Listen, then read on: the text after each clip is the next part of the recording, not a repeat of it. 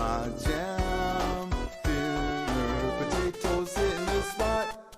No spam, please. What you always say, but it's the only thing I can afford. The good part is eating meat. I'd like to thank my buddy Pause Break Alex for introducing me to this absolutely fucking cursed song. It's insidious, and I love it, and hate it at the same time. How's it going, everybody? Welcome once again, my darling batlings, to another stream. Sorry that I've had the past couple nights off when I was scheduled to stream. I just wasn't feeling up to it, but I am in the mood today, especially now that I've had a much needed filling done, so my tooth isn't in massive pain anymore. So yeah, that's a good thing going for me. So yeah, for real this time, we'll be doing some more Sonic Origins. And it'll be especially interesting for me because apparently they just came out with a major bug fix patch. Fixing a lot of minor issues, but the big one that everyone's reporting it fixed is that it fixed Tails' AI. We didn't get to Sonic 2 yet in Sonic Origins. Cal wants pizza time. You'll get your damn pizza time. Where's pizza time in here? Here it is. There's your pizza time. Are you happy?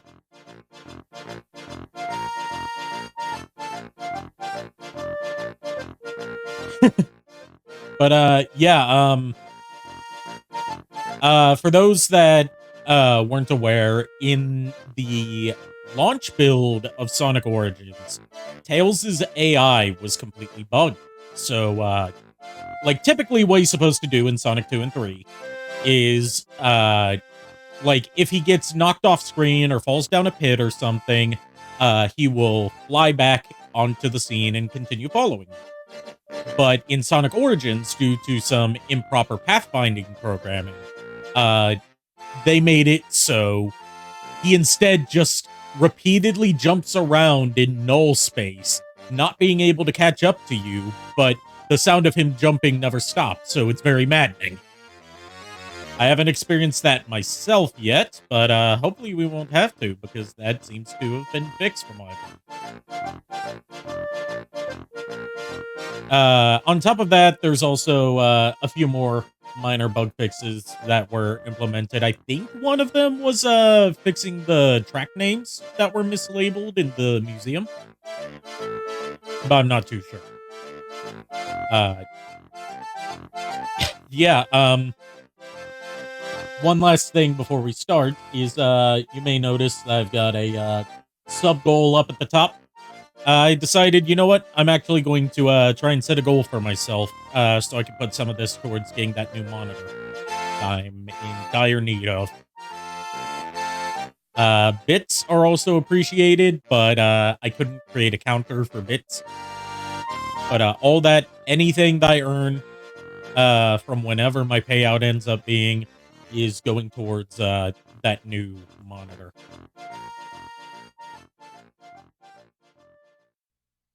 So yes, without further ado, you know what I'm in dire need of? Pizza? You know, it's funny you say that, because I did not just have pizza. What I did just have, though, is some chicken nuggets and french fries. Yes, some delicious nuggies from McDonald's. McDonald's has a ghost in the burger.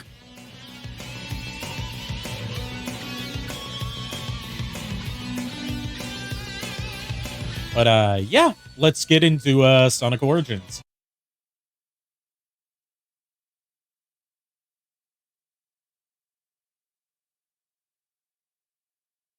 I'm trying to, yes, that is indeed the intro stage theme from Symphony of the Night that was playing. Castlevania puts out non-stop bangers for its soundtrack, so I had to have that. I should have a pizza time alert. Yes, I should.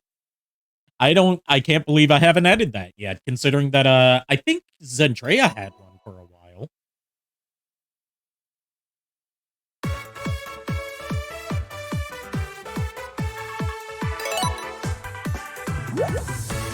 All right, yes, we had left off on Sonic CD. About halfway through the game with all the time stones collected, so that guaranteed us the good ending. All right, we're at Wacky Workbench, which means we're nearing the end of the game, and then finally on to Sonic 2. We'll finally get to the good stuff. Wacky Workbench, by far my least favorite Sonic CD stage. It's a very weird inversion of how 2D Sonic usually works, where it's like you want to take the upper path at all times to get there quickly. But in this one zone, out of all classic era Sonic stages, it wants you to take the lower path at all times. Because going up top just won't get you anywhere. Shiba, I see they finally approved the Angie emote. Yeah, that's a new emote that Shiba-chan made for me. I had forgotten to check to see if that was approved yet. I'd been waiting like 2 fucking weeks for them to approve it. Shiba just recently hit affiliate on her own Twitch channel, and it's long overdue. She does amazing art. She has, apart from the emotes that I've done that are just made using, like, PNGs and JPEGs that I found on Google Images and cropped a bit to fit into a proper frame, she's done all my emotes. Like, she did the Angie emote, and she did the Olive emote. So what I'm saying is you should totally commission her and check out her streams.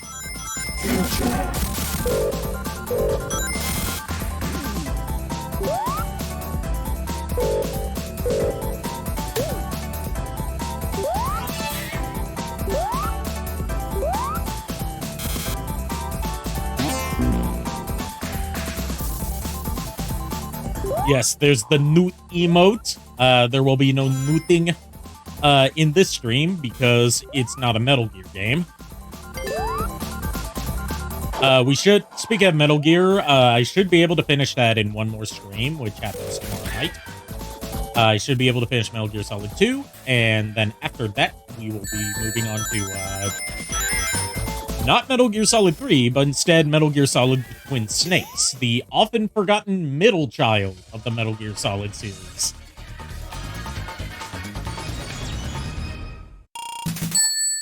Angelic Shiba says, I upload 3 emotes and my first 2 are approved immediately. My last one, though, they refused to approve. I upload them all at the same time. Yeah, it's like random whether or not you get instant approval or not, from my experience.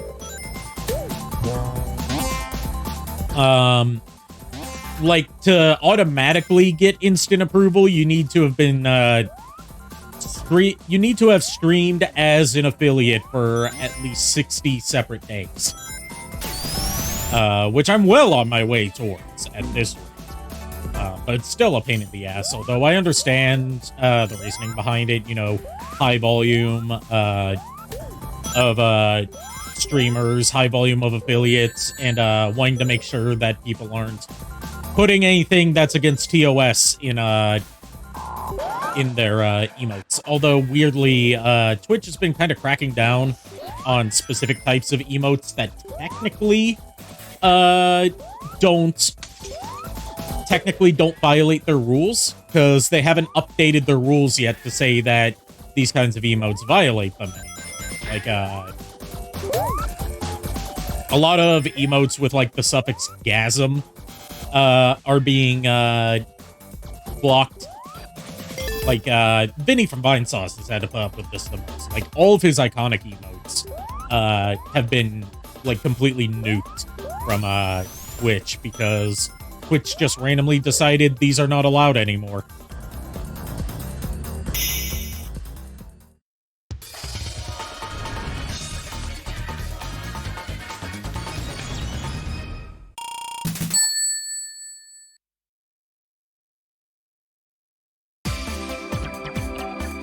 All right, I've never actually seen the good feature of Wacky Workbench. This is new to me.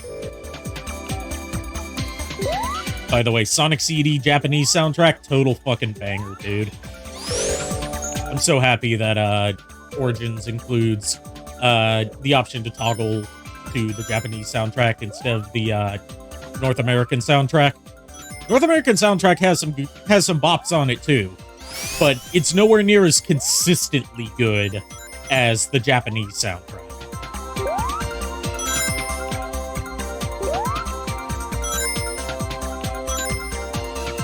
Also, this is a hot take from me here in terms of Sonic CD soundtrack and iconic Sonic music in general, but Sonic Boom is definitely a good song, but it doesn't fit classic Sonic as well as Sonic You Can Do Anything does.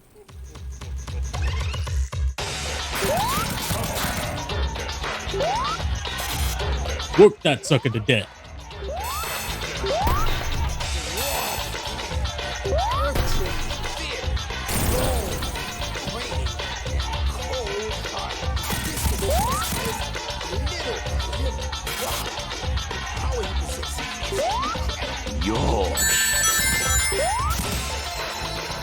This is indeed a Yosh moment, considering that we're fighting Dr. Pingasnick himself. The Snooper himself.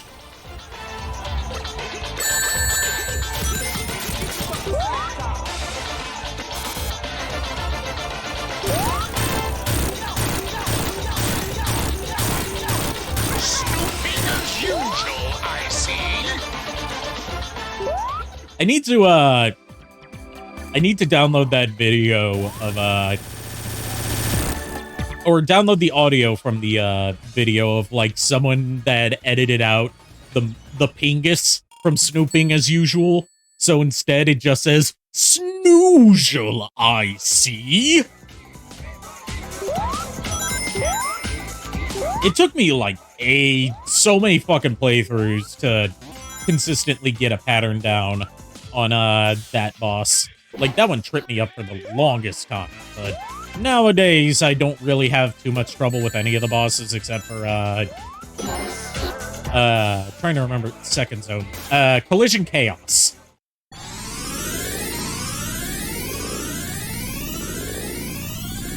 Collision Chaos is like complete crapshoot because the pinball physics in Sonic CD are absolute trash, and they belong in the garbage.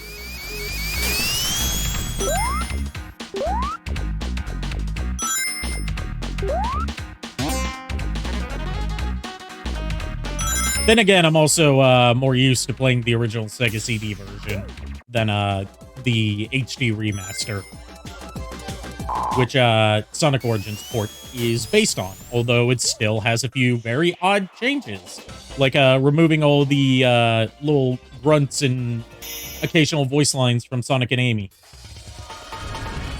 If any mod, you're here. I've got a couple mods. They're just not on right now, but I will keep that in mind.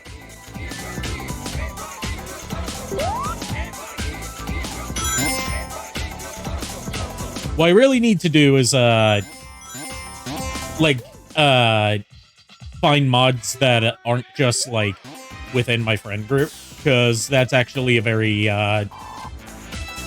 it can backfire immensely if there's any like personal drama going on.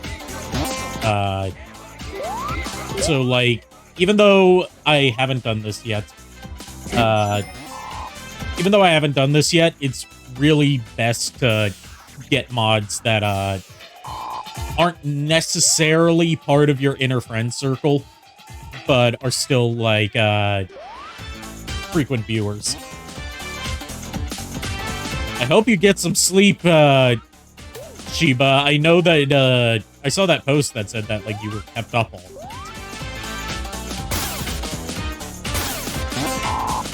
As someone who suffers from insomnia and sleep apnea, I can relate to the pain of not getting a good night's sleep.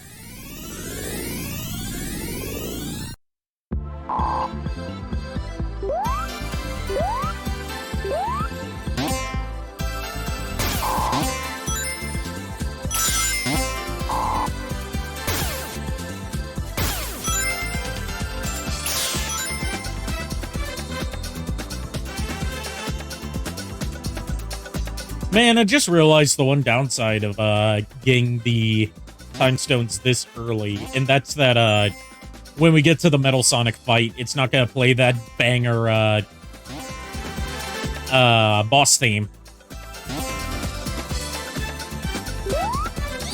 You know, the one that I associate more with Spy from Team Fortress 2 dancing than a fight with Metal Sonic.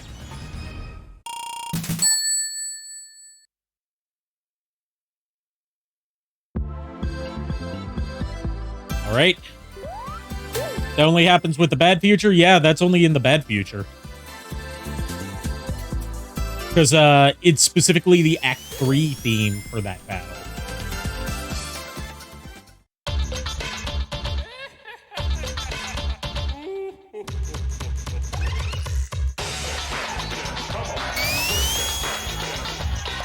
Charge of Appeal out. And... okay, no, I was wrong. It does play the song in both futures. That is a relief.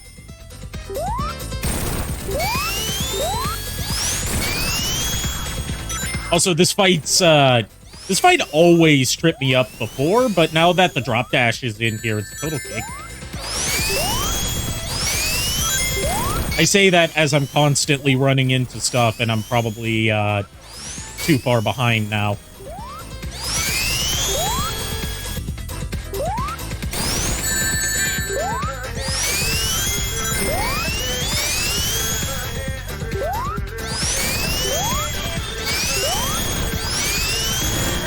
There we go. Barely made it that time. That was too close. All right, time to rescue Amy. Classic Amy design, highly underrated. Check Discord.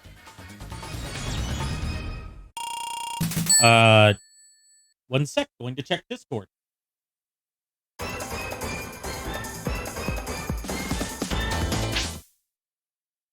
Come on. Gotta turn on my laptop to check Discord.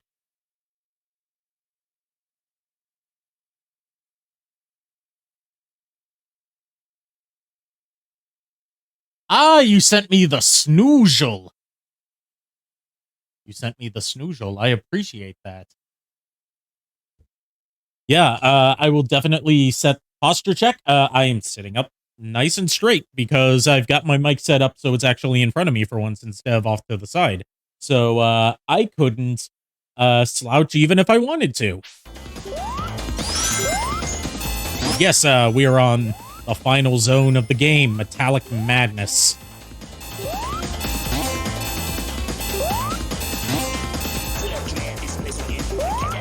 Sad we won't have a chance to listen to Bad Future Metallic Madness.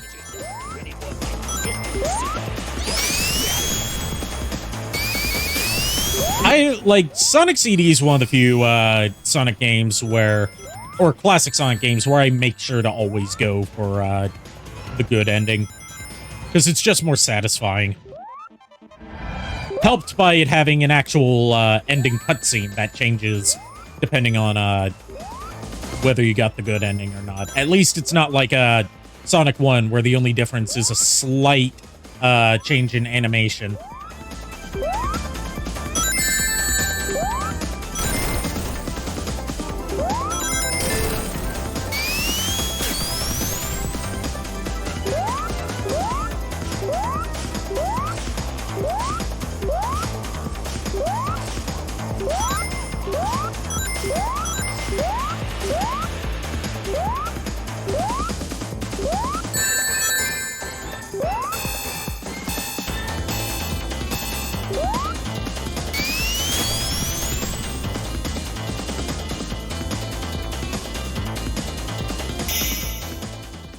Alright, you redeemed a Megatron has fallen. Okay, how am I even going to say this at Starscream? Let's see, get into the Starscream voice, Lord Megatron. There we go. Beans!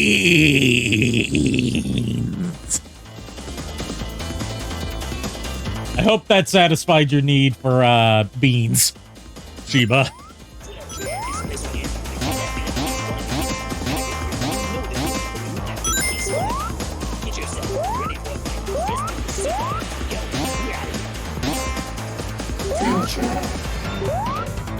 I hope that was a reference to the she made Baines what the fuck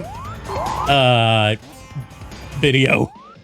Because that's great. That, like, cracks me up every time. Along with all the responses to it.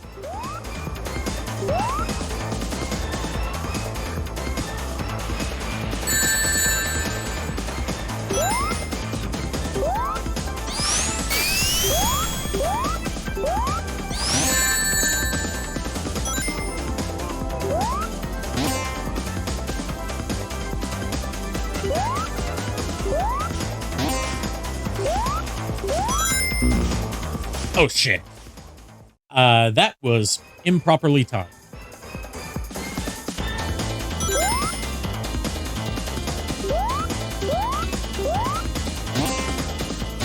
Sonic CD is a game that gets a lot of flack for having pretty non-standard Sonic level design. Like, there's a lot more verticality to it than you usually get in 2D Sonic. And a lot more converging and splitting pathways. So it becomes kind of a headache to traverse if you don't know exactly where you're going. That, and there's a lot of like instant death traps, like hits and crushing, just all sorts of stuff. But I think some of those complaints are a little bit overblown, to be honest. But I can totally understand why some people would not enjoy Sonic CD as much as, like, Sonic 2 or 3. It's very much in the style of Sonic 1 when it comes to level design, rather than later games. A lot more precision platforming and a lot less high-speed antics.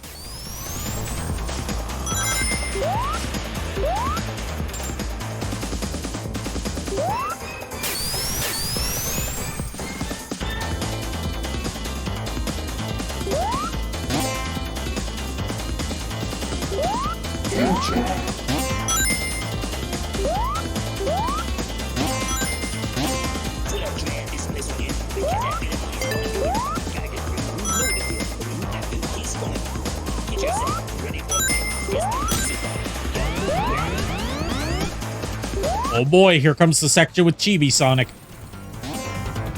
If I can fucking find my way there.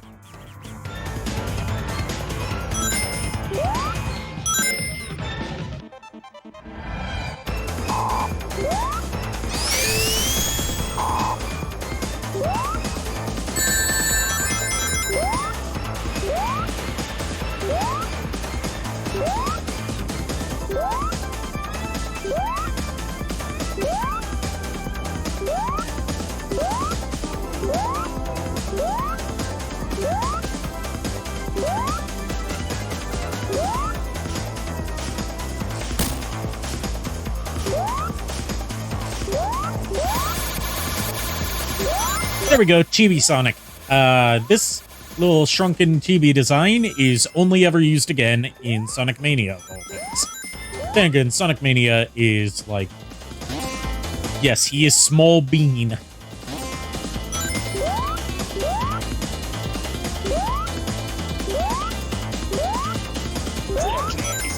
Sonic Mania is like a love letter to all things classic Sonic, so it doesn't surprise me that Whitehead and Tom Lee would include Chibi Sonic in it.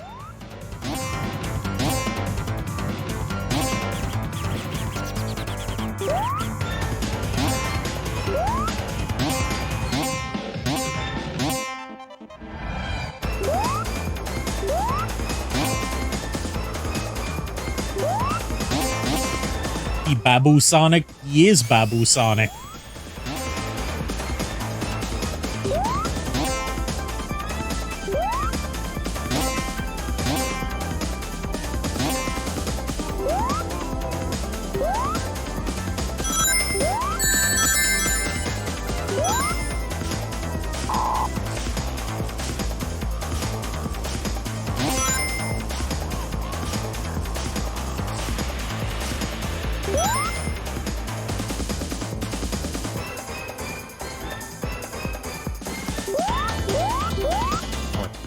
this way, I believe.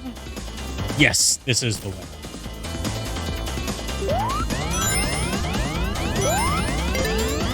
I can't believe out of all the, since I just reminded myself of an absolutely cursed piece of, Sonic-related memery, I can't believe that out of all things, the Sonic 2 movie could have referenced, they referenced Ugandan Knuckles, potentially, by, having, Robotnik offer to show Knuckles the way.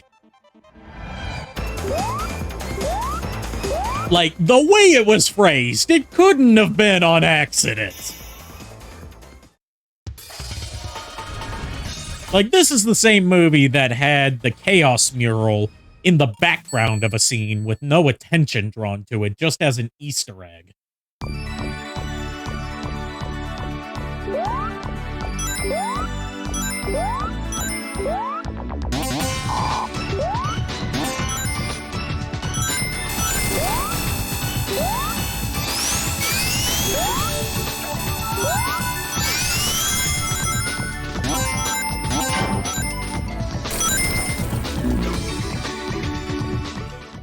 Yeah, I don't know exactly what shot it's in, but if you look in the background of one of the scenes in the Master Emerald Ruins, you can see the Chaos mural from Sonic Adventure 1.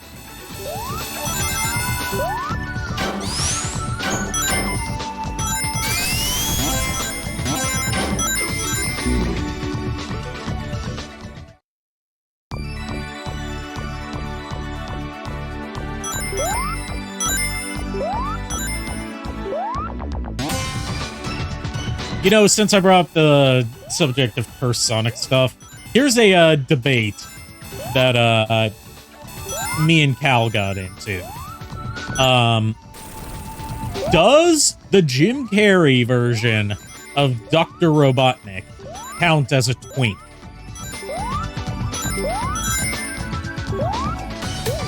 I'm leaving that up to everyone except Cal to have to voice their input on, because Cal's already made their statement known.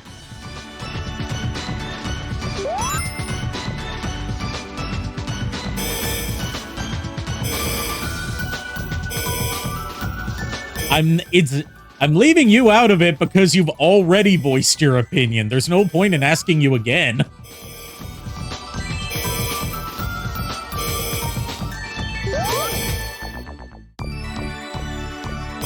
He's skinny, but he's like 30.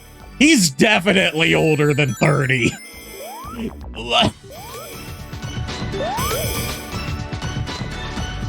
Let's be real. He's definitely older than 30. Okay, well, how about this? If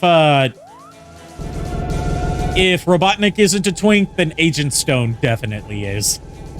Yeah, final boss time, and as far as I know, there's no way to actually land the first hit on this boss without taking damage. Correct me if I'm wrong, but if there is, it's probably like some frame perfect thing that no one would think to do.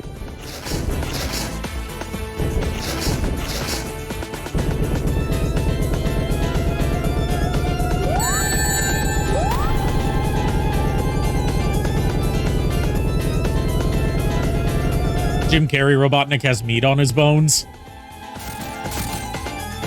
Fair.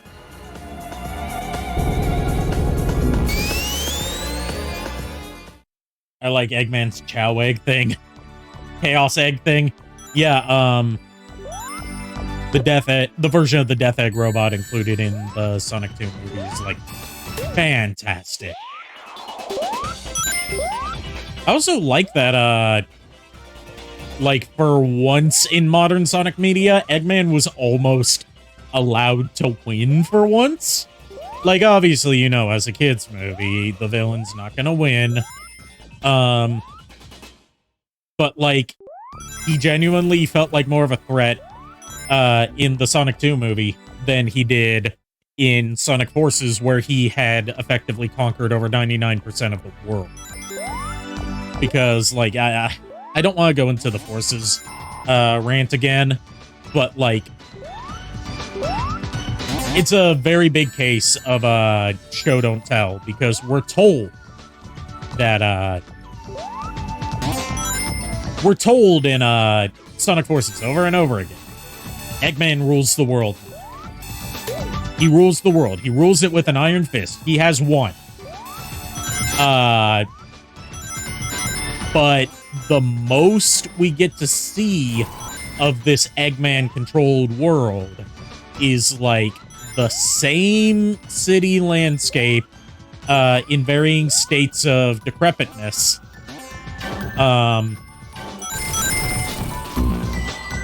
And, like, everything else looks the same.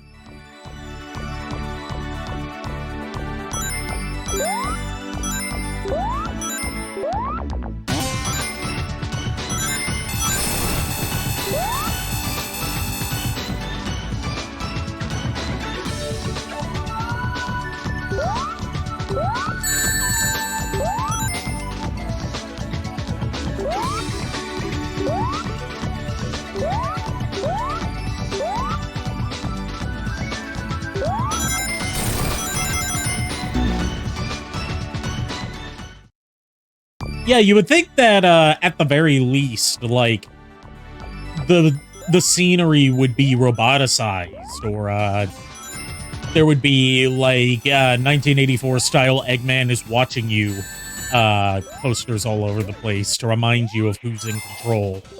But no, it's just like, Green Hill's looking a lot more like Sand Hill right now. And I know that's not what Roger Craig Smith sounds like, but I can't do a Roger Craig Smith Sonic voice. I can only do Jason Griffith. Because Jason Griffith is the easiest Sonic to impersonate, because he has a very distinct pattern that he delivers most of his lines in.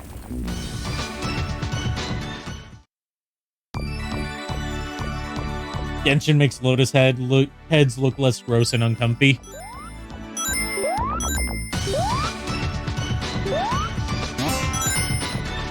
I've seen, like, bits and pieces of Genshin gameplay, like what you showed me today, and then also, in one of my past streams, we raided someone who was, playing Genshin. I haven't played it myself yet, but,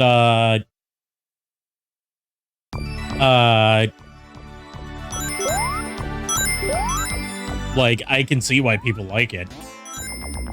From a, aesthetic point of view, at the very least. One of my favorite, speaking of Genshin,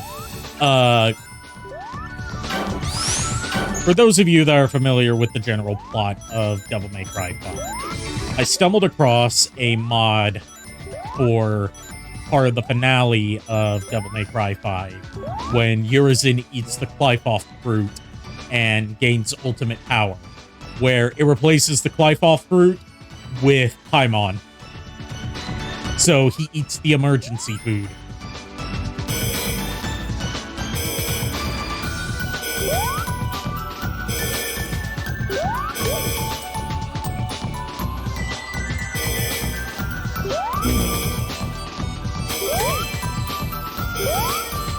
That's literally the only thing I know about Genshin character. Well, no, two things. The only two things I know about Genshin's characters and plot is that Paimon is emergency food, and everyone, regardless of gender and sexual orientation, is horny for Zhongli. Paimon's English VA is a piece of shit. She's done some pretty good roles before. I think it's just a case of bad direction. I'll have to look her up again, because, like, when I heard her for the first time, I was like, is that Melissa Fawn? But no, it's not Melissa Fawn. It's someone else at the time, who also happened to, if I remember correctly, be in the Neptunia series. Oh, they're a garbage person? Fair enough. I don't really keep up with English VA drama anymore. That's a discussion that gets very toxic very quickly.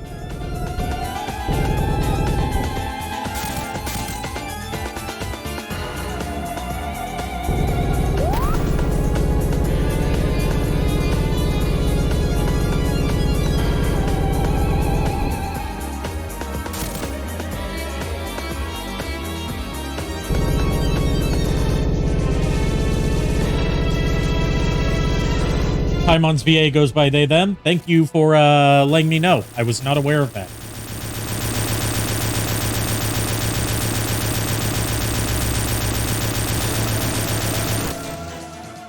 All right, time for the finale.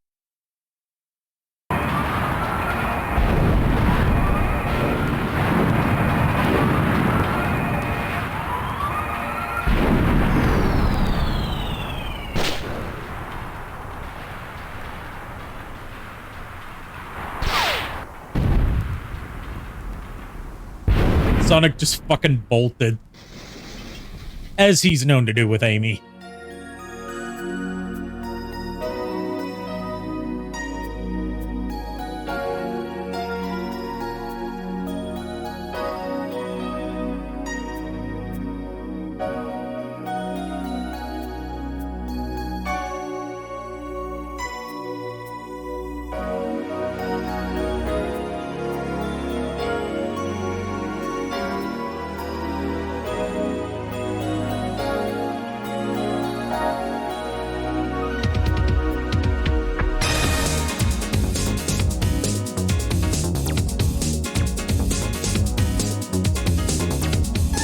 Alright, that was Sonic CD. Next up is Sonic the Hedgehog 2. Oh yeah, that's right, we still got the, I was caught off guard by that scat singing, but,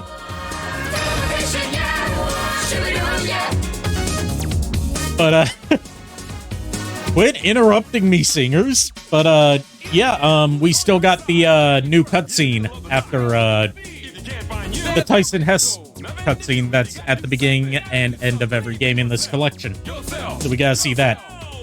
I was already caught off guard by the opening cutscene referencing Amy's often forgotten hobby of tarot reading. Then again, count on Tyson Hess to make deep lore cuts like that.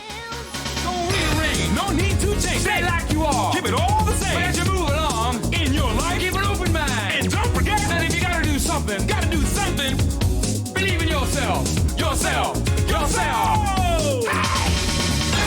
Extraordinary things can happen if you believe yourself.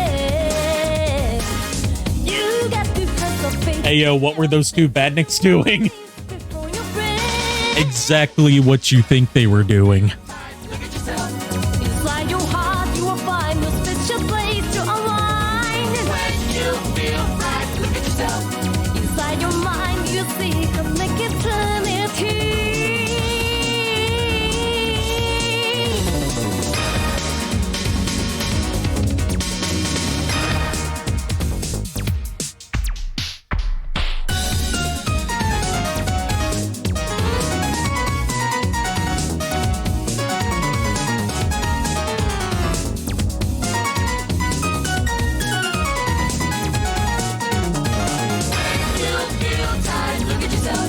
Inside your heart, you will find a special place to align. When you feel right, look at yourself. Inside your mind, you will see connect eternity. All right, time for that congratulations message.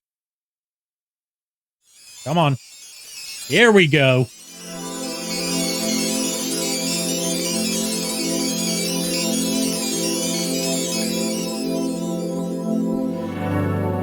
You're too cool. Yes, yes, indeed you are.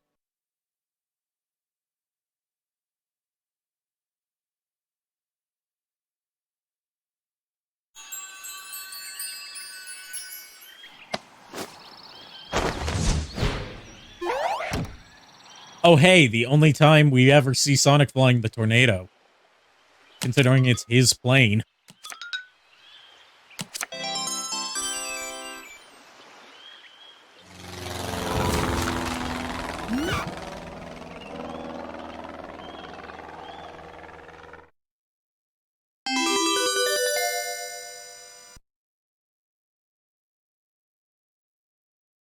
Poor classic Amy. That's the last we'll ever see of her outside of, like, an occasional Tyson Hess animation.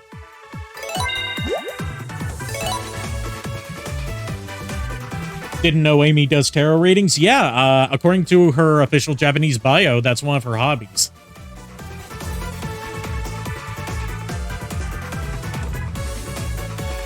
Next up, Sonic 2.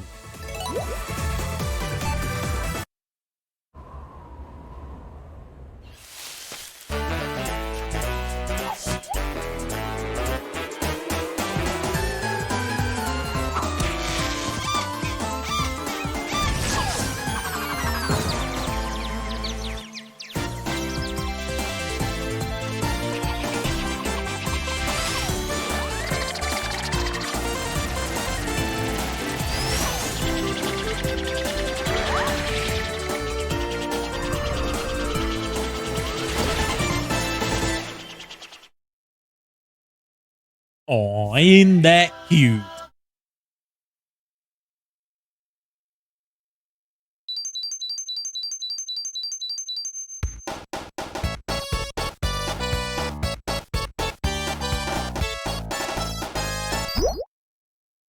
Oh, there's a lot of character options here. You can play as Knuckles and Tails, but not Knuckles and Knuckles. That's exclusive to Sonic Mania, because Sega were fucking cowards to not add it to this game. I need to play Sonic EXE. Sonic EXE is like...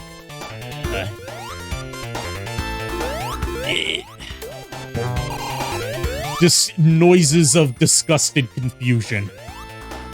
CD, according to this game, yeah, CD does take place before 2. Explaining why Tails was not in CD.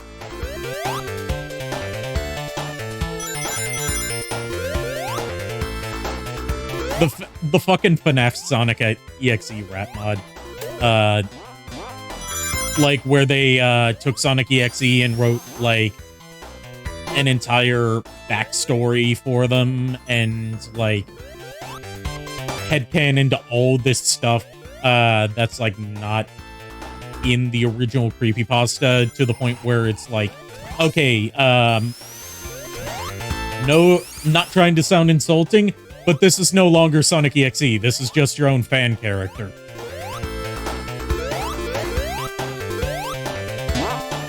And, you know, fair enough. I don't have anything against people making their own fan characters. It's just like, why do that and then slap the name of an existing character on top of it?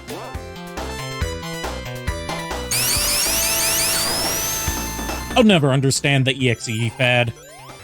Sonic.exe was actually, like, everyone who's even remotely into, old school creepypastas views, Sonic.exe is, like, one of the worst creepypastas ever made. But then, years down the line, the original creator of that, creepypasta, came out of hiding and said, yeah, it was, like, an intentional satire of video game creepypastas. And they didn't mean for, people to actually take it seriously, or for it to spawn this entire, like, subsection of the creepypasta fandom of people making their own EXE sonas.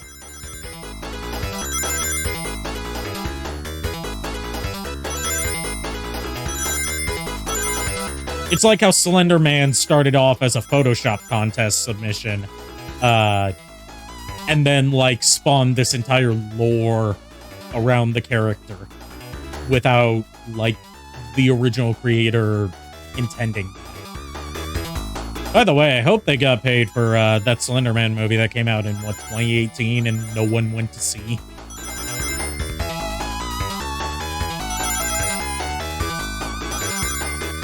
I remember watching Red Letter Media's review of the Slender Man movie, and it actually got banned in a lot of theaters in Wisconsin because that's where the Slender Man stabbings took place. So they had to, like, travel halfway across the state just to see the damn movie. And then when they got there, it turned out that, like, right before the Slender Man movie released, Sony Pictures got cold feet on a lot of the plot elements because, like, the trials for those teenage girls that murdered their friend, trying to summon Slender Man, were going on. And they, like, everything that's in the trailer was cut out of the final movie. So you're left with a horror movie that has no scary scenes in it because they cut out all the scary because they didn't want to offend people with anything that could be seen as too close to home for a real life crime that happened. Which at that point just shove the whole shelve the whole movie if you're gonna cut it down that much. Like, to my understanding, there's characters who just disappear from the plot because their scenes were cut out after they were introduced. So, like, they were supposed to have death scenes, but instead of dying, they just are never mentioned again.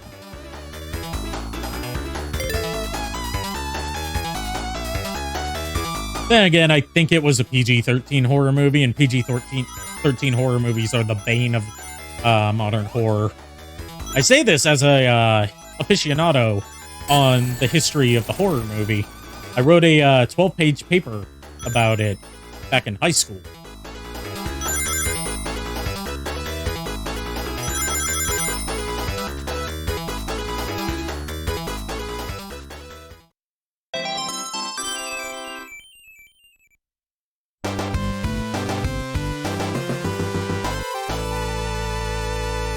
They went on vacation, yeah. They're in a farm upstate where they're playing with lots of other forgotten characters and having a good time, I promise. They're very happy and totally not dead.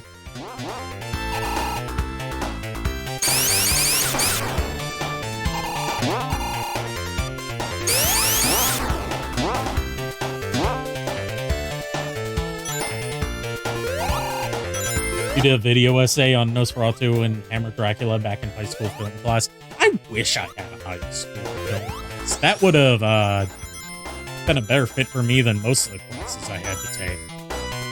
Because, like, I'm super big on film history. Not so much on, like, English literature or astronomy. I'm not big on astrology either, because it's complete horse crap. But, like, all the kind of stuff that my school forced me to take. And then I got, like, the only electives I was able to take that I actually enjoyed were band, theater, and French.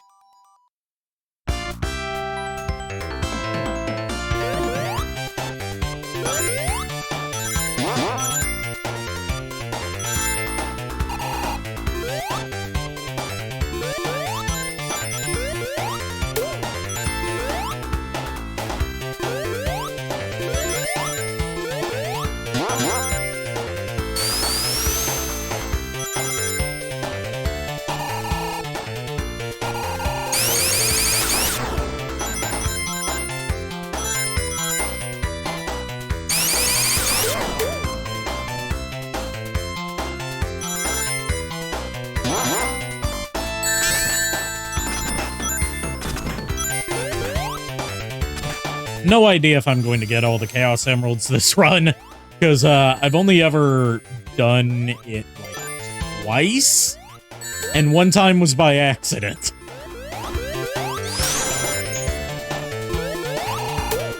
I will say, ever since the mobile version came out, which is what was the basis of the version included in Sonic Origins, special stages have gotten a lot more tolerable.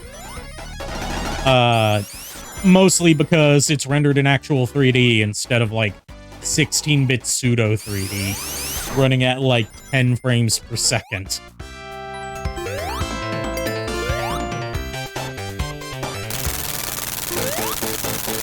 Oh boy, here he comes!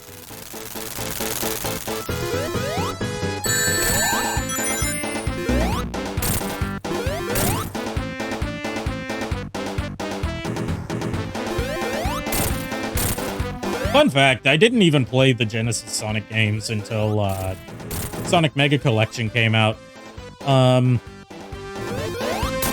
Like, my introduction to Sonic the Hedgehog overall was the cartoon series Adventures of Sonic the Hedgehog. And my first Sonic game was Sonic Adventure 2 Battle on the GameCube. And my first 2D Sonic game was Sonic Advance for the Game Boy Advance.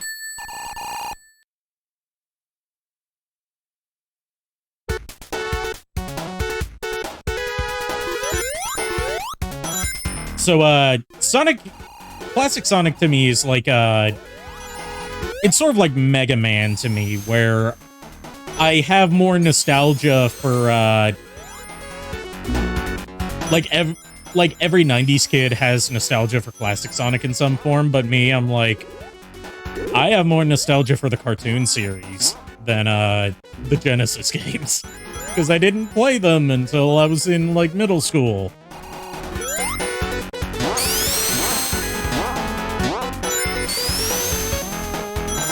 Because, your boy didn't have a Sega Genesis, and good luck finding a Sega Genesis in, like, 2001. The only reason I even discovered Sonic in the first place is because I was at Blockbuster and looking for, like, just something new to rent.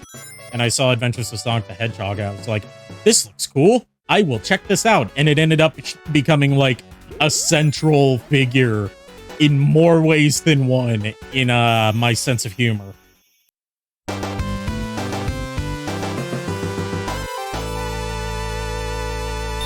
And the way that I discovered the Sat AM cartoon, the one that like everyone has a fucking huge nostalgia boner for, was when I was trying to rent a VHS of Adventures of Sonic the Hedgehog, and the dude at Blockbuster had put the wrong tape in there. They had put the Sonic Sat AM tape in there instead of Adventures of Sonic the Hedgehog.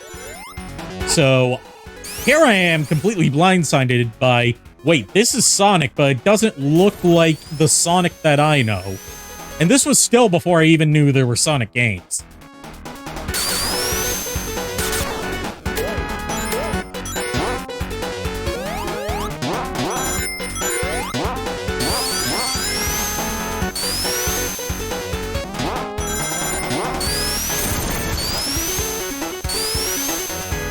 I didn't really get into the Archie comics much, but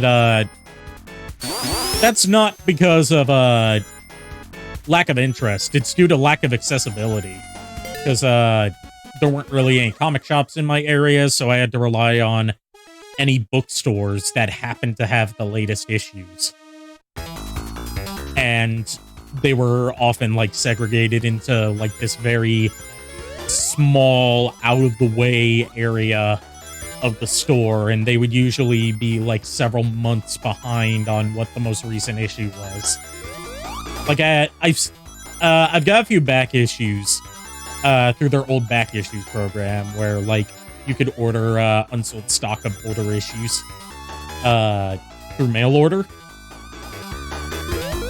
So I've got like I've got the Sonic vs. Mecha Sonic vs. Mecha Knuckles special. I've got the Sonic Adventure special. And I've got the second Knights miniseries. And what's the other one I have? Sonic Kids and Sonic Kids 2.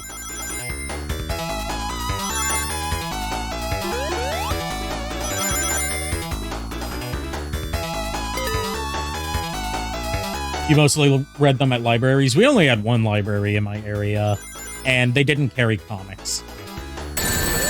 Or, like, anything interesting.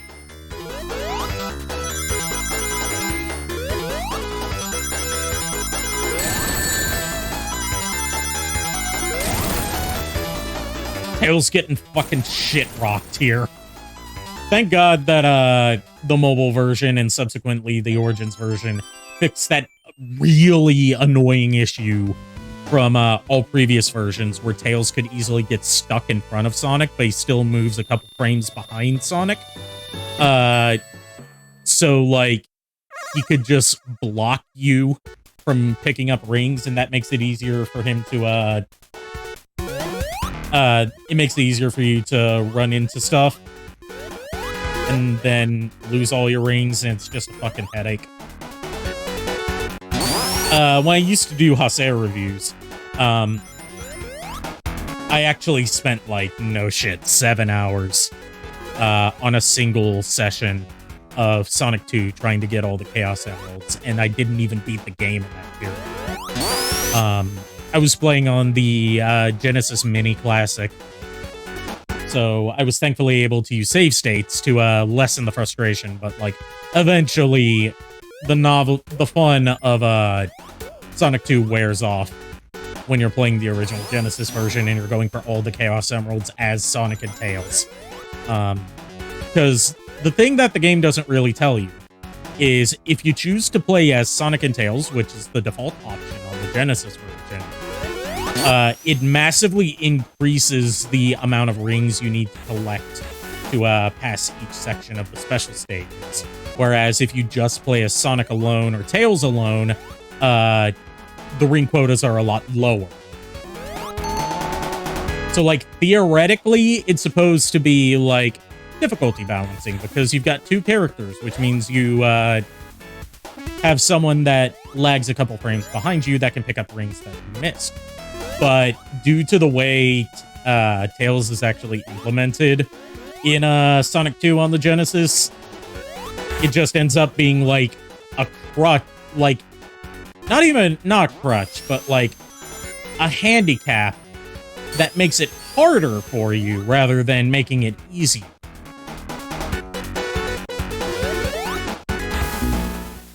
Because Tails, the reality of how it actually plays out is Tails runs into shit, gets stuck in front of you, and you lose your chance at getting the Chaos Emerald.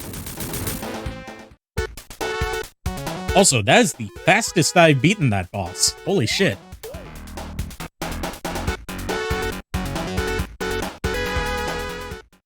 Usually it takes me a couple attempts because it's so easy to fall into the pits there.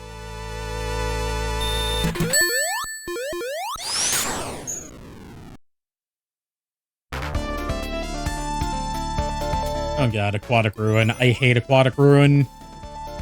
Like, I get the whole thing of, like, if you time your jumps correctly, you can avoid the water section entirely. But the thing that gets me is like, nah, I'm not worried about the water. I'm worried about the fucking shit popping out of nowhere just to steal your rings.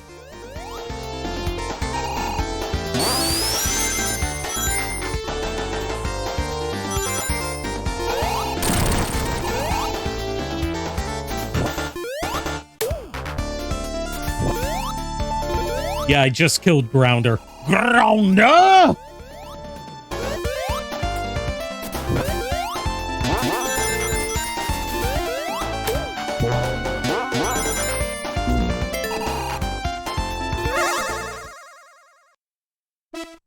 Scratch! Grounder! Where are you? Pick up that phone! What's another, scratching ground, like Robotnik yelling at scratching Grounder thing that I could do? Why is my precious rocket ship drifting off into deep space? Why am I reaching you at the coordinates of the abandoned space station? Why? Why? Why?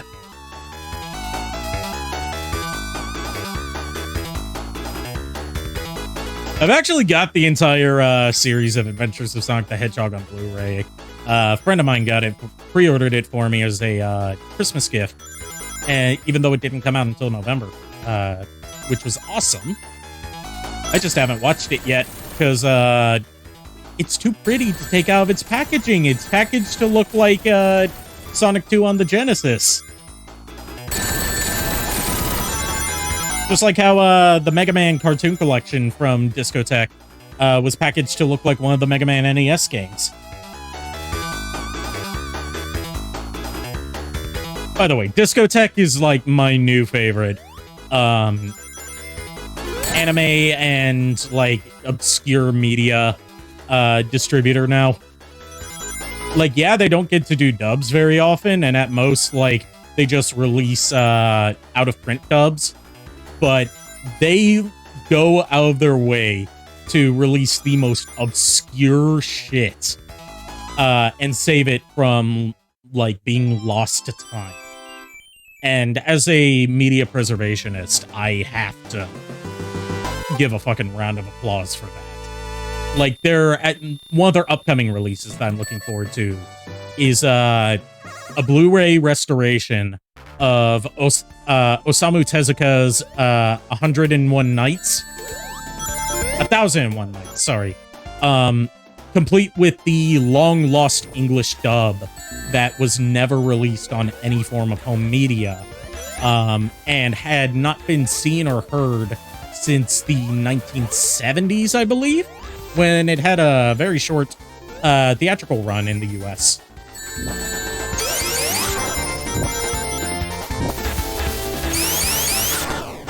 It's a shame that they couldn't track down the lost English dub for Osamu Tezuka's Cleopatra. But, you know, managing to do that for 1001 Nights, that's not just anime history that's adult animation history that would have been lost.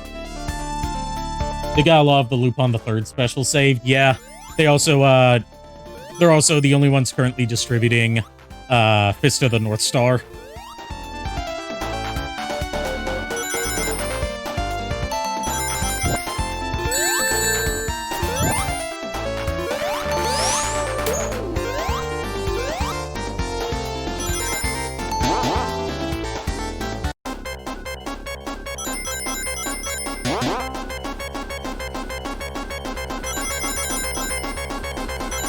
Oh no, gotta get out of the... Oh, that killed me anyway.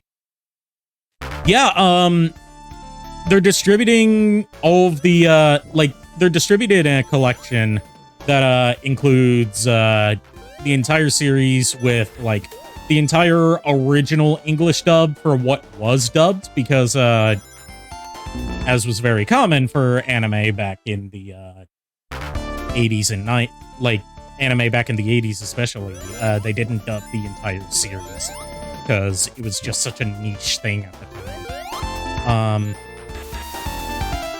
So, like, part of it is dubbed and the rest is subbed. And I've heard, like, some people complain about the subs not matching, like, exactly how, what they should be.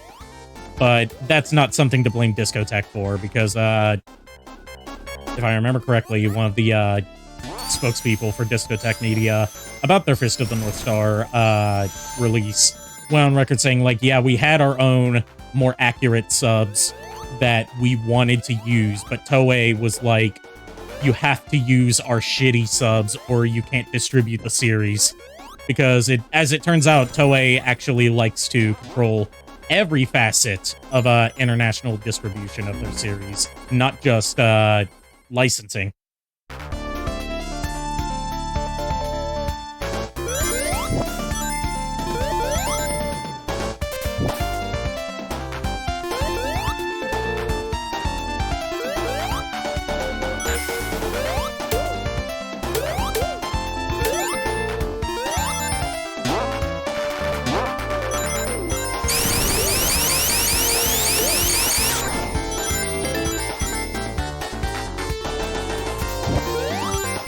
I have my own personal beefs with Toei because back when I used to make Digimon Frontier, they were a constant thorn in our side. Because Toei's one of those companies that thinks that international copyright law on American websites has to adhere to how everything works in Japan, which means that fair use just doesn't exist.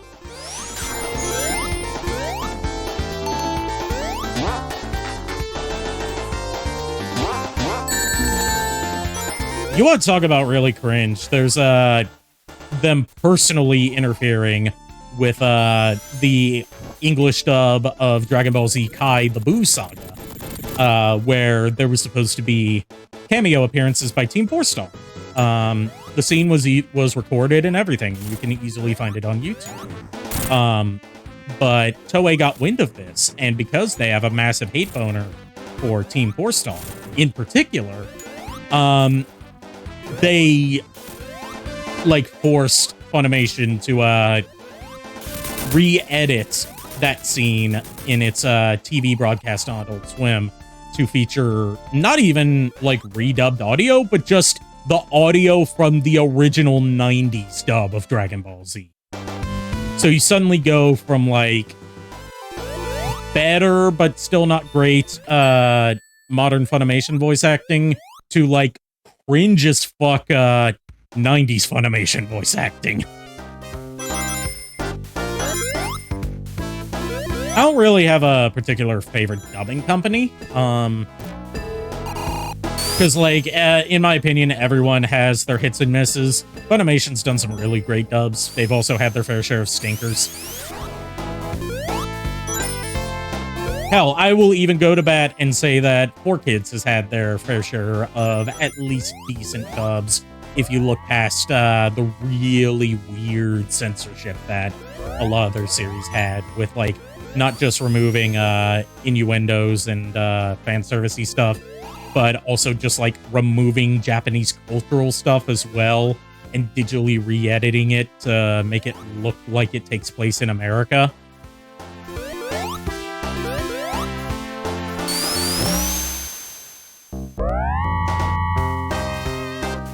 Like for all the weird more like weird direction decisions that the 4Kids dub of what's it called, Shaman King had, it was better than it had any right to be, especially considering it was coming from 4Kids in an anime that centers around ghosts, and therefore death is not a subject that they could just write out of the plot like they did with Yu-Gi-Oh!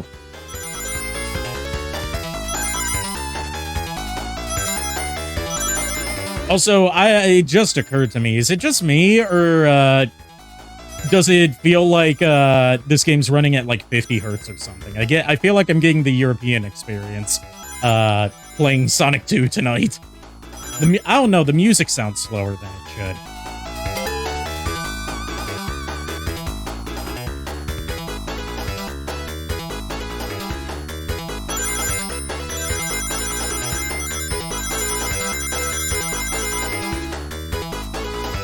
Maybe it's just me having a caffeine crash and the world slowing down around me.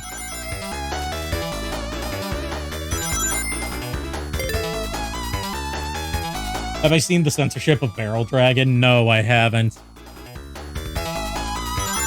You want to talk about ridiculous censorship? I can do you one better than anything 4Kids ever did. Just look at what Disney did to Bomber Nanimon in Digimon Data Squad. They turned him into a fucking orange and renamed him to Citramon, even though he's supposed to be, like, throwing bombs all over the place. So instead he's just throwing exploding oranges.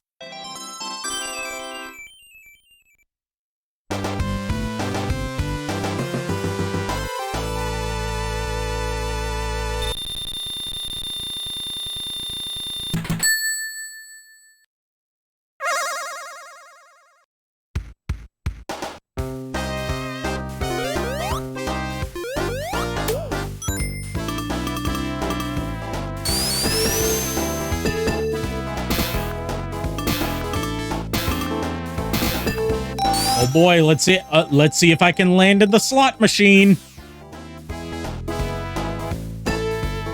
Oh boy, slots, baby. Big money, big money. Fuck you. This is why I haven't gone to Vegas.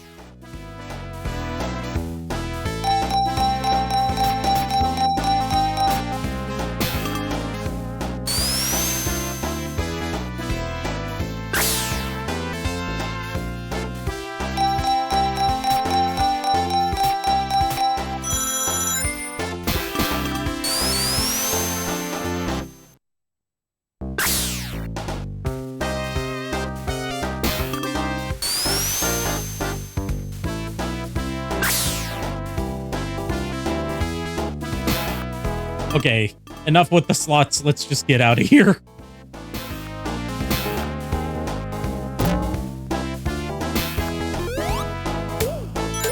Sonic, you have a serious gambling addiction. Hey, some days you hit the jackpot and other days you just get Robotnik. Fun fact, there's actually, there's this Sonic manga from the 90s. That was actually the piece of media that introduced Amy before she appeared in any of the games. It's a very weird manga. Has some weird character designs in it. Like, everyone's either a hedgehog, Eggman, or not a hedgehog. I know that's very non-specific, but you'll see what I mean if you just look up, like, the Sonic the Hedgehog manga.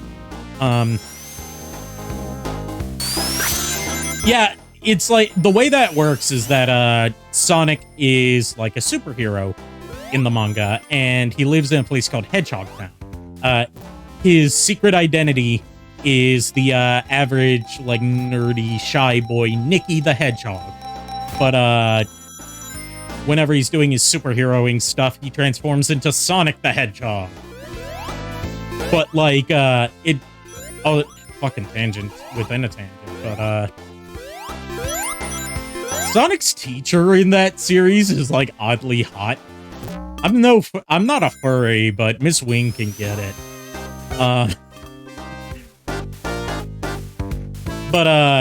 Like, there's this one chapter of the manga where Sonic and Tails go to a casino, and Tails gets, like, he discovers horny for the first time because of a sexy hedgehog woman wearing a bunny girl outfit, and gets addicted to gambling.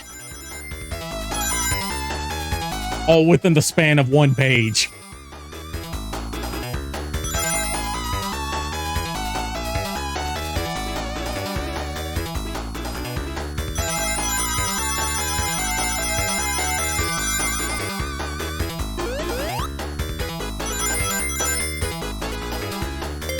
Christ, Tails. Yeah! Tails needs some fucking Christ in that manga. That was also the piece of media that introduced Charmy Bee. Although, he doesn't look like Charmy Bee in the manga. He looks more like a racist caricature of black people from, like, a 1920s like theatrical animation short, like Bosco the Talking Kid. Like, that's what kind of vibe Charmy's original design gives off to me.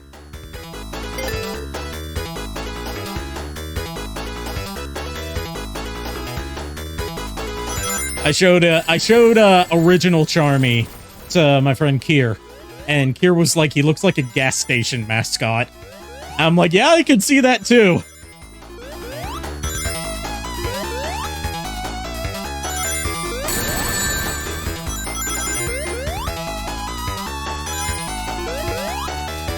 I'm doing absolute shit here. Oh, I'm not gonna make it this time. Yeah, I didn't make it. But I can retry thanks to the coin system. This is another thing I like about Sonic Origins. Genuine improvement over the original. You can retry special stages as much as you like, as long as you have the coins for it.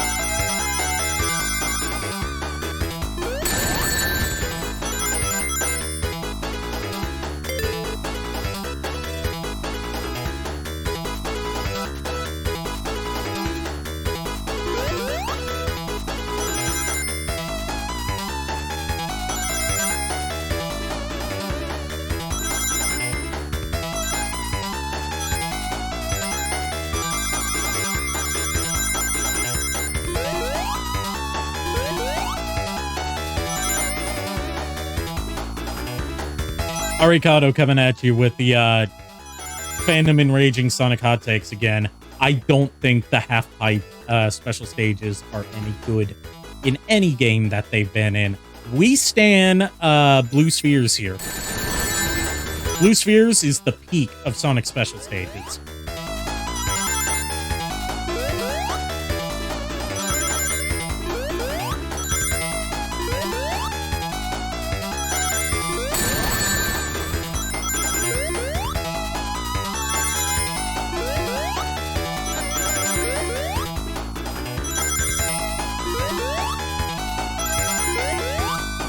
Yeah, I missed this one too, because I hit a bomb.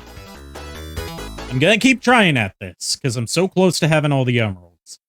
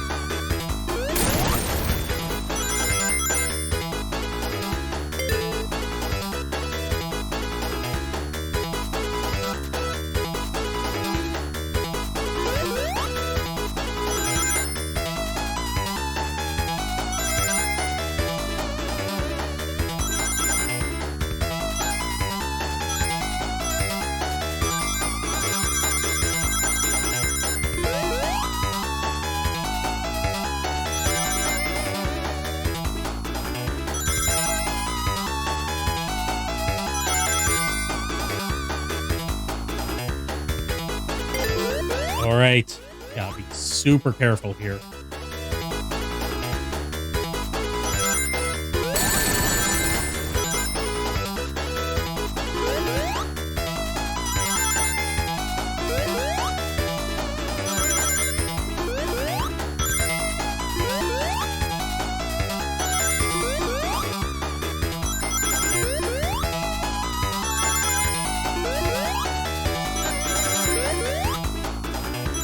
I don't think I'm gonna make it here either.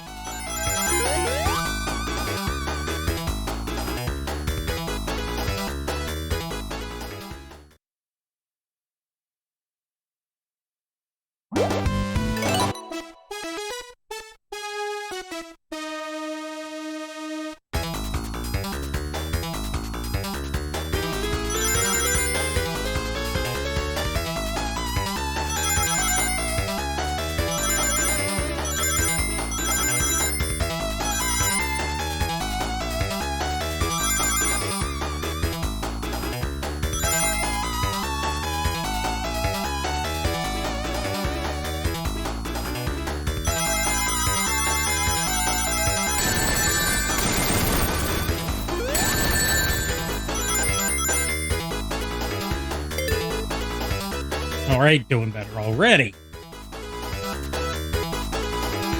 Let's see if I can keep it up. Oh, shit.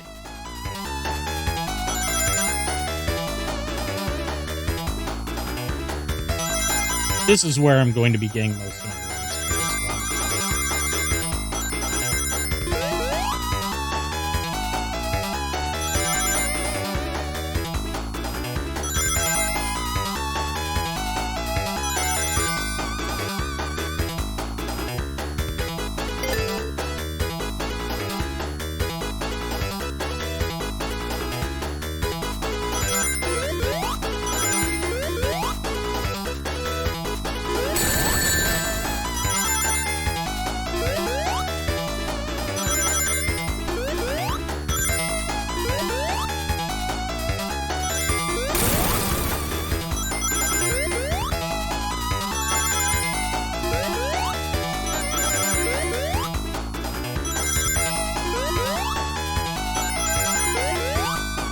All right, I think we're gonna make it. Yes!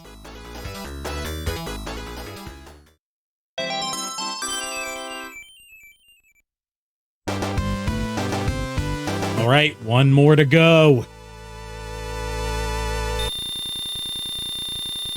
Funnily enough, I usually find that one to be the hardest special stage. The final one's not nearly as bad as that one is. Or at least from my experience.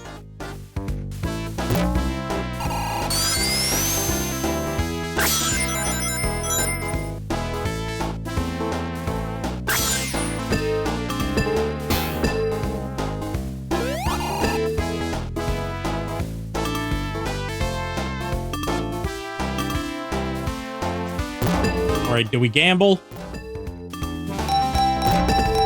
Tails, what are you doing? Get out of there. We were just talking about how you had a gambling addiction in the manga. You don't need to bring that over into the games, too.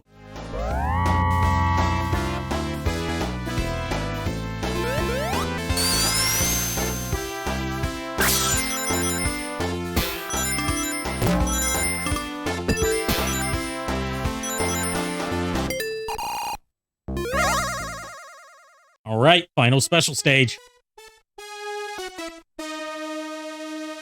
Let's make this count. Let's get this bread.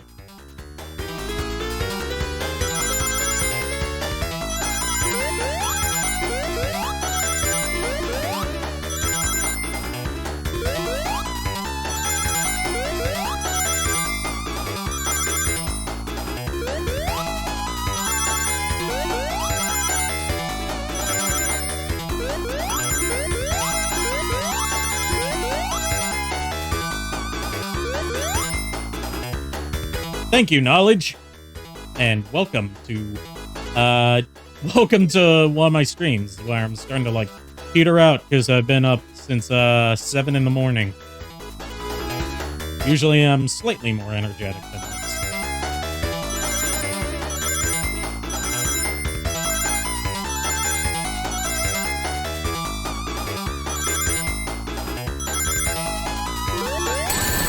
Oh shit. That was bad. That was very bad. Fuck.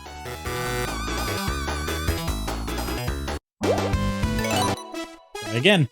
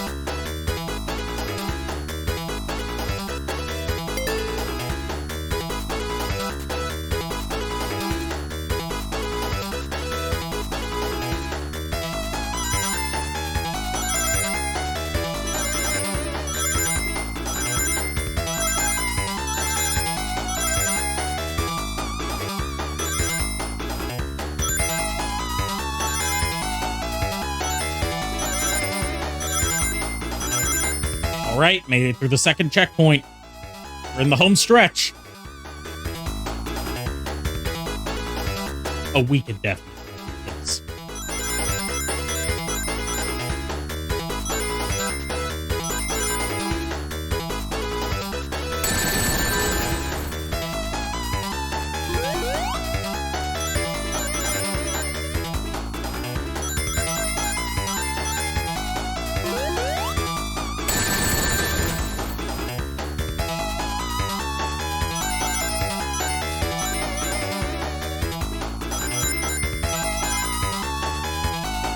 All right, here we go.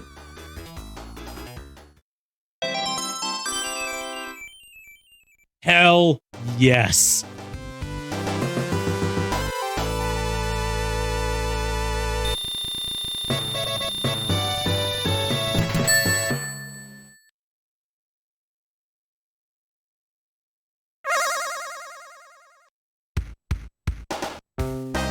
All right, who's ready to supersonic nuke Eggman?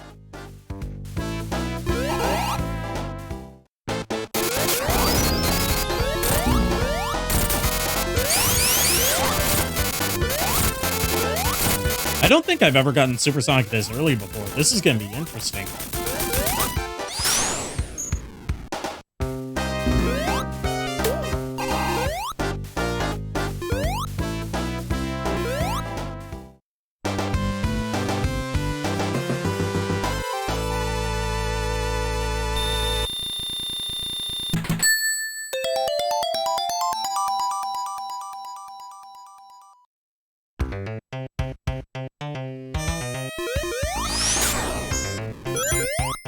right, Hilltop Zone.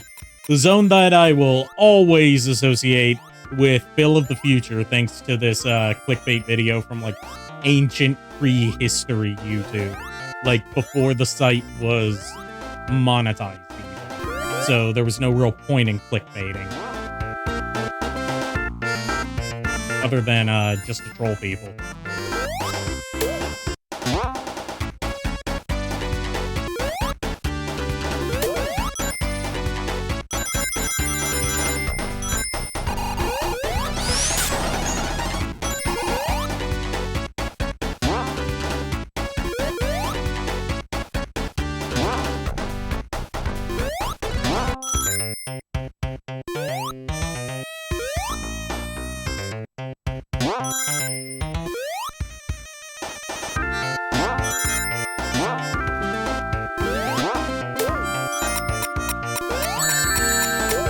Ah, shit, there go all my rings. I was about to transform, too.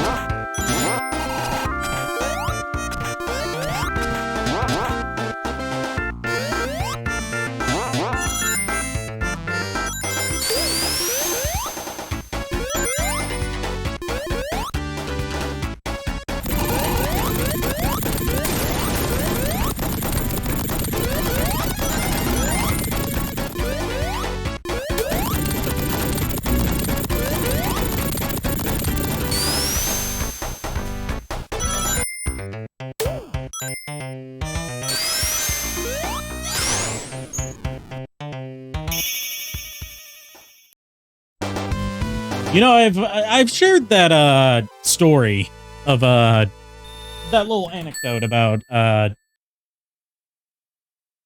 clickbait video plenty of times, but I don't think I've ever actually shown it to anyone. Let me see if it's even still up on YouTube.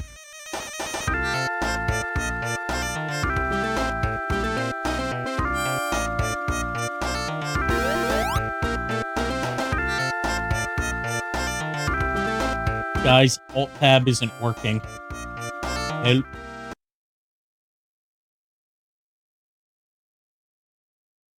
Oh, I see why. My keyboard came unplugged.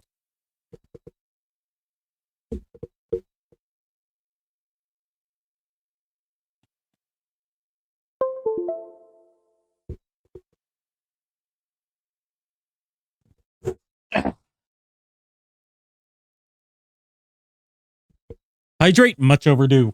Yes, thank you.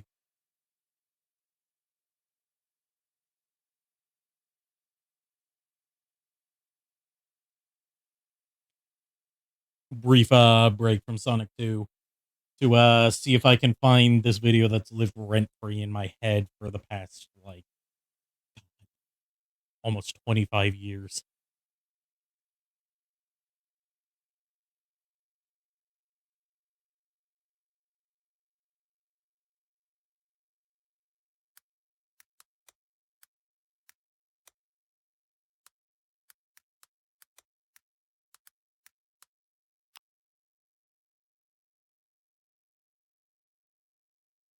Holy shit, it's still up. Or rather, a re-upload of it is still up. But, yeah, context for this. This video ruined the Hilltop Zone theme for me, as well as, fuck, I can't remember which, Mega Man 2 song it was. But it's a song from Mega Man 2. But, like, imagine, it's 2008, and, it's 2008, and, you're you're like 12 years old. No, you're 15 years old. And like you've discovered that girls can be very attractive in ways that you didn't know before. And you find that anime girls can be like that too. And you've discovered that there's anime with uncensored boobies in it. And you see a video show up in your feed called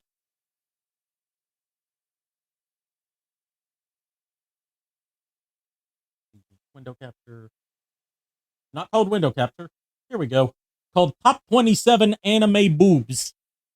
And you click on it thinking, oh boy, I'm going to see some uncensored anime titty on YouTube. Because I haven't discovered Pornhub yet. So you click on it and you get this.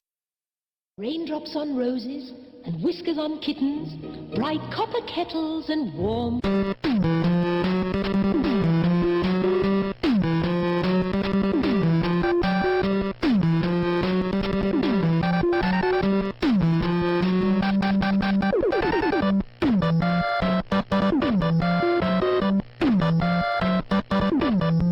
My left ear is loving this mono audio. Crashman stage, thank you.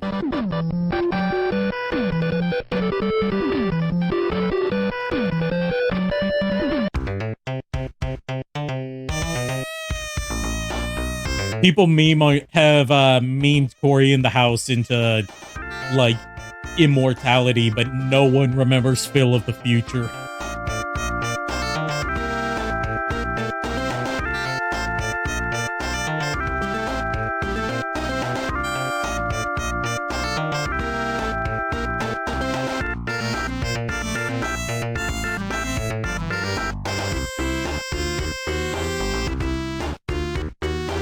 Yeah, I think the rest of the video is just Phil of the future part.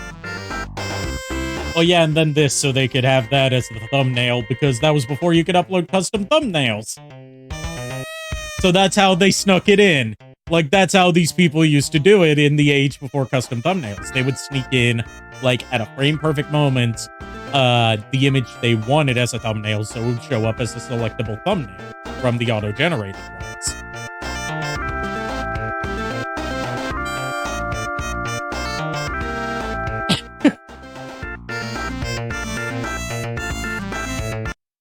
Okay, I think you got the point.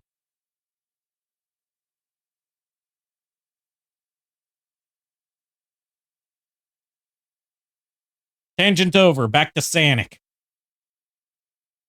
I'm thinking I'll make it to the end of Hilltop. And then I'll call it a night, because I am feeling like dead-ass tired.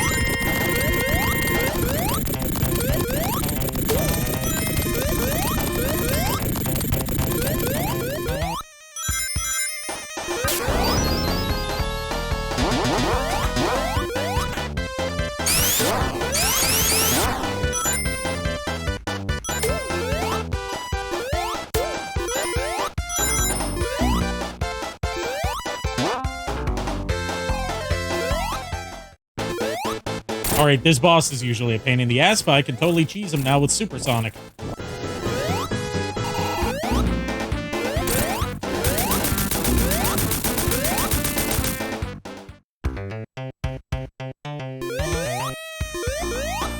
Alright, Sanic. Sanic, can you... Thank you, Tails.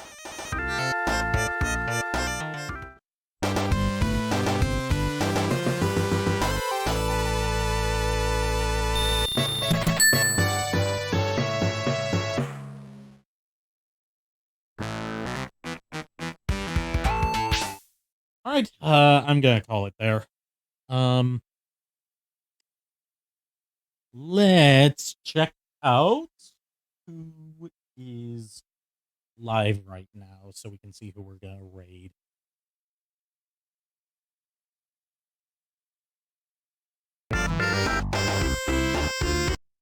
Sorry, I had to.